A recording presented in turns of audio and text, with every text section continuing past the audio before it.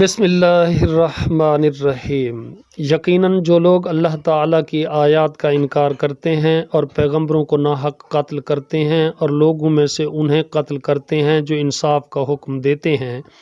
تو آپ انہیں دردناک عذاب کی بشارت دے دو۔ یہی وہ لوگ ہیں جن کے اعمال دنیا اور آخرت میں ضائع ہو گئے اور ان کے لیے کوئی مددگار نہیں۔ کیا آپ نے ان لوگوں کو نہیں دیکھا جنہیں کتاب کا ایک حصہ دیا گیا تھا؟ انہیں اللہ تعالیٰ کی کتاب کی طرف بلایا جاتا ہے تاکہ وہ ان کے درمیان فیصلہ کرے، پھر ان میں سے ایک گروہ منہ موڑ لیتا ہے اس حال میں کہ وہ منہ موڑنے والے ہوتے ہیں۔ یہ اس وجہ سے ہے کہ انہوں نے کہا تھا گنتی کے چند دنوں کے سوا دوزخ کی آگ ہمیں ہرگز نہ چھوئے گی، اور اس چیز نے ان کے دین کے بارے میں انہیں دھوکے میں ڈال دیا جو وہ گھڑا کرتے تھے۔ تو کیا حال ہوگا جب ہم انہیں اس دن کے لیے اکٹھا کریں گے جس میں کوئی شک نہیں، اور ہر جان کو اس کا پورا پورا بدلہ دیا جائے گا جو اس نے کمایا، اور ان پر ظلم نہیں کیا جائے گا۔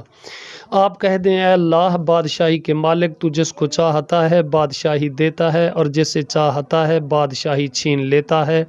اور تو جس کو چاہتا ہے عزت دیتا ہے اور جس کو چاہتا ہے ذلیل کر دیتا ہے۔ تیرے ہاتھ میں ہی سب بھلائی ہے، تو ہر چیز پر یقیناً پوری طرح قدرت رکھنے والا ہے۔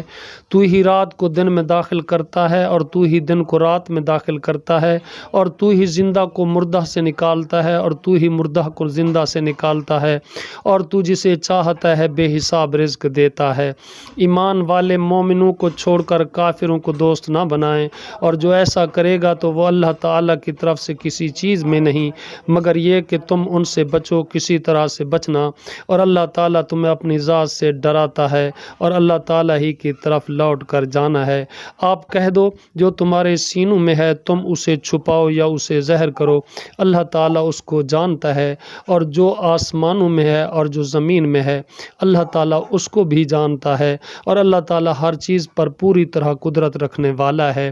جس دن ہر نفس اس کو موجود پائے گا جو اس نے نیکی کی اور جو اس نے برائی کی، اس دن آدمی تمنا کرے گا کاش اس کے اور اس کی برائیوں کے درمیان میں بہت دور کا فاصلہ ہوتا، اور اللہ تعالیٰ تمہیں اپنی ذات سے ڈرا رہا ہے، اور اللہ تعالیٰ بندوں پر بے حد نرمی کرنے والا ہے۔